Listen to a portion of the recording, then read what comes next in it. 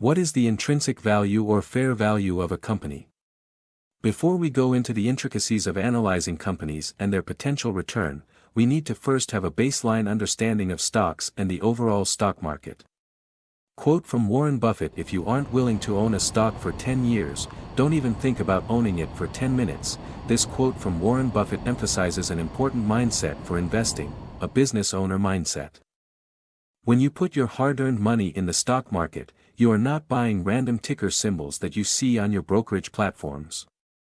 Every piece of share that you own is a part ownership of the company underlying the stock itself, and as shareholders, you are entitled to claim parts of the profits the company is able to generate, assuming that the management decides to return them to shareholders mainly through dividends or share buybacks. The value of the stock, in its simplest form, is the value of all future expected cash flows the business is going to generate.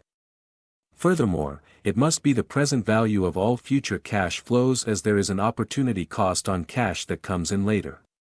Intrinsic value is then important as it is a measure of what an asset is worth. The point is this: in the short term, markets tend to be highly emotional. The price of a security can fluctuate without any real underlying reasons, but neither of these is the true worth of the stock, i.e., the intrinsic value of the company. Therefore, it is important for us to have an appreciation of the intrinsic value of the companies in our company so that we will not be affected by the crazy movements of the stock market. Ultimately, the philosophy of value investors is to buy below the intrinsic value to ensure that we get a good deal. An intrinsic value calculation would give you that confidence and benchmark to compare against. As alluded to previously, the value of a stock is the present value of all future cash flows of the business. There are many ways in which investors go about trying to calculate the value of a stock. The commonly cited formulas include dividend discount model, discounted free cash flow model, discounted net income. The bottom line is the same. We are all trying to estimate the future of the business with a few key assumptions. There are three key pillars that will make up your assumptions. First, the growth estimates of your projection.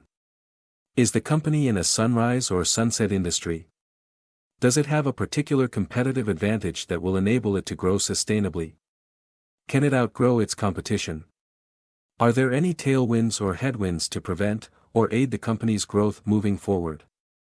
Second, the margins of the business accrue to the bottom line. What is a conservative way to estimate the company's margin? Are they in a highly competitive industry where it's a race to the bottom to maintain market share and growth? Or are they able to maintain high margins due to their differentiating factors? Does it have a track record of proving its profitability? Third, the discount rate, which is used to determine the present value of future cash flows. Every company has a different risk profile. A high-growth tech company is going to have a different discounting as a matured, low-growth discretionary brand. The higher the risk, the higher the discount rate should be to account for risk-adjusted returns.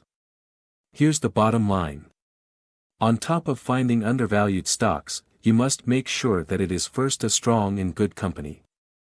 A stock can appear very cheap but can continue becoming cheaper if the underlying fundamentals of the business continue to erode, resulting in it being a value trap. Of course, not forgetting that even a good stock can be a bad investment if bought at the wrong price.